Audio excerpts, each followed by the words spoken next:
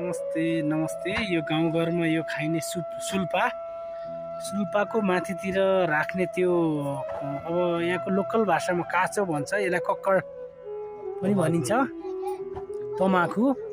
र अब त्यहाँ आगो परम्परागत रूपबाट आगो यो झुलो, डुसिल ढुङ्गा, सेतो ढुङ्गा र फलामको सहायताले यो आगो बाल्ने चलन हुन्छ।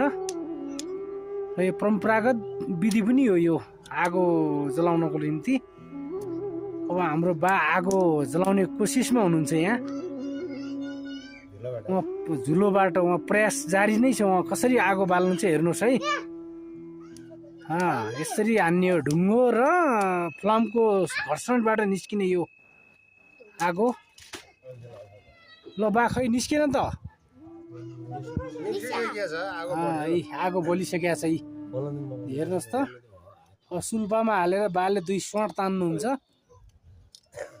सट्ट बार हो यो आग पार्ने थैलो यस्तो हुन्छ। यो त्यो तल राखेको यो सापी ल हो, यी बाले यस्तै खाइराख्नु भएको छ। पछाडि हाम्रो बज्जिरे अङ्कल रत्न काका बसिराख्नु भएको छ। हो यसरी बुढापाकाहरूले यो टाइम पासको लागि यसरी स्वास्थ्यको लागि हानिकारक भए पनि टाइम पास भइरहेको छ। ठिक छ होइन त?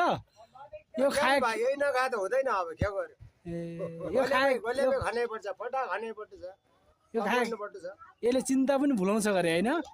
भुलाउँछ त बा, दुःख पढे पनि खानुपर्छ। यही नखाए बुढाबुढी हुँदैन। छरामा एउटा काँचो गर्नुपर्छ, मेल ल्याउनु पर्छ, पाक पकाउनु पर्छ, पाल्टा जानुपर्छ, झुलो ल्याउनु पर्छ।